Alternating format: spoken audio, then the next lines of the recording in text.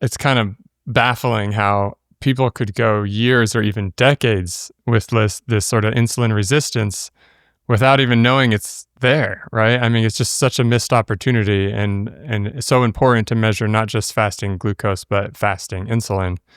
If you haven't done that, please consider doing that. There's all sorts of diet and lifestyle stuff we can talk about, but like, if you don't know that's going on, it could just be harming your health and increasing your risk of cancer, obviously other cardiometabolic diseases, and ultimately death. So super important. And I think one other aspect of this, when you start talking about optimal levels, not just sort of like what are the thresholds that will classify you into something, some sort of public health recommendation. We hear a lot of talk these days about continuous glucose monitors, or these CGMs, right? This is also very controversial because you have people who are saying it's all about, like, you need to measure your glucose throughout the day. You're adjusting. If you have this type of food and you realize it spikes, then you're trying to not eat that and you're going to eat something else.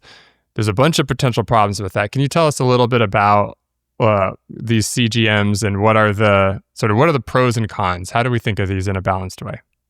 Yeah. So I'd say this, for full disclosure for everyone, I think if you asked 100 scientists working in this field, diabetes doctors and so forth, there would be at least a 50-50 split in terms of people saying, well, these are totally useless, at least for people who don't have any blood sugar issues. Like, healthy people should never use CGMs. There's certainly a good number of experts and colleagues who say that. My position is that I think if we know how to interpret them and understand their limitations, they can be useful, including occasionally for people without blood sugar issues.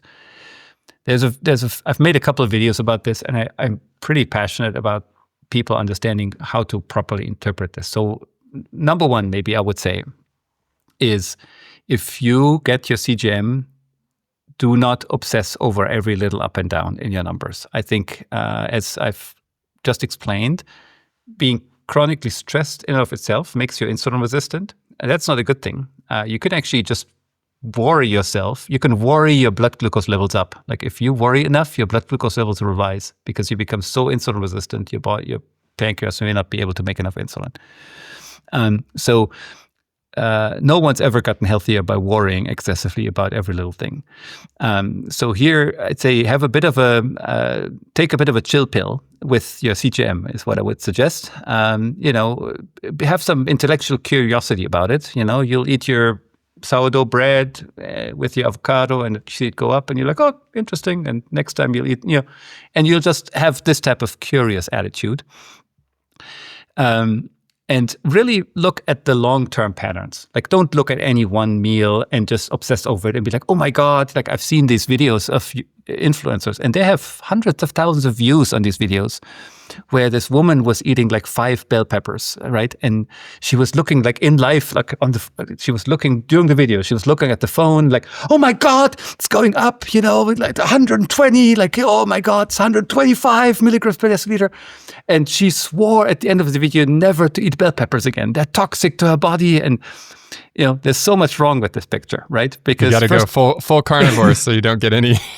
Yeah, I mean, first of all, spikes.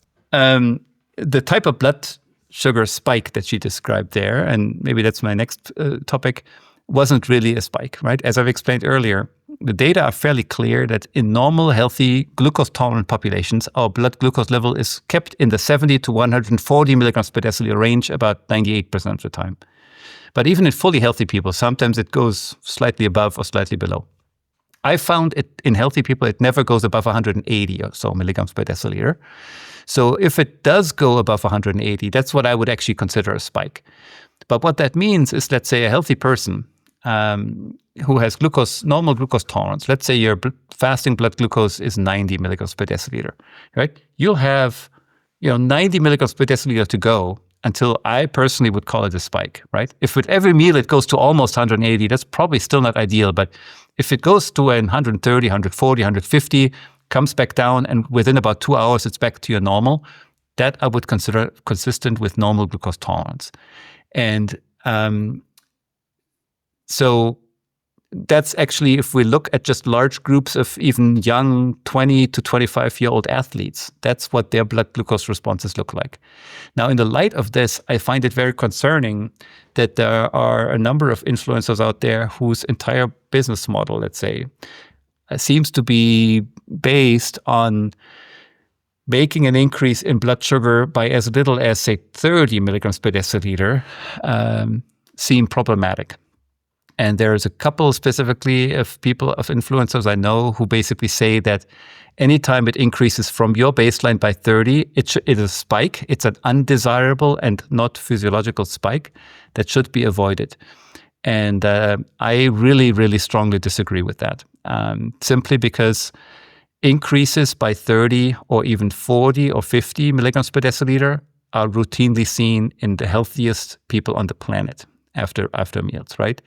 So why we're basically telling healthy people that if they eat, I don't know, a sandwich and their blood glucose rises by 40, that is a problem, is, I think, a problem in of itself, because then those people who really have nothing to worry about, they obsess over their blood sugar response and they think something's wrong with them, right? And they go through all these means to try. They say, okay, I'm not going to have the bell peppers. I'm not going to have the sandwich, right? And so now you're starting to make decisions based on what I would call an imagined worry, right? So I really strongly suggest not doing that, right? So what do I suggest is, if you wear a CGM, look at the broad pattern. Try to understand how you respond to certain foods. Like, certainly if you are glucose intolerant, you have diabetes or pre-diabetes, and you see that maybe you've always had oatmeal for breakfast, but your blood sugar level rises to 280 after eating your oatmeal, or 240. Well, maybe in that case, I would say that is a source, a reason for you to worry, because that's too much, right? I'd say if it goes clearly above, say, 180, even occasionally, I would try to do something about that. And if it regularly goes up above 140 and stays there for long, I would also pay attention to that. These are all signs of glucose intolerance. And I'd say the first step in those cases should be to try to limit or eliminate those foods that give you these rises. But then also, in a second step, and I think that's my biggest recommendation, to also ask, okay, well, this tells me I'm glucose intolerant, because this shouldn't be happening no matter what I eat. So why is that? Why am I glucose intolerant? Get a fasting insulin, a fasting glucose. Try to understand whether you're insulin resistant. And if you're insulin resistant, try to understand, why you may be insulin resistant, and then really address that from the bottom up. Try to find the root cause of what's going on with your glucose intolerance and address that, right? Rather than just using the CGM to minimize your blood sugar response, which inevitably will lead you to a low carb or even carnivore diet, because your blood sugar will look the best on a very low carb diet.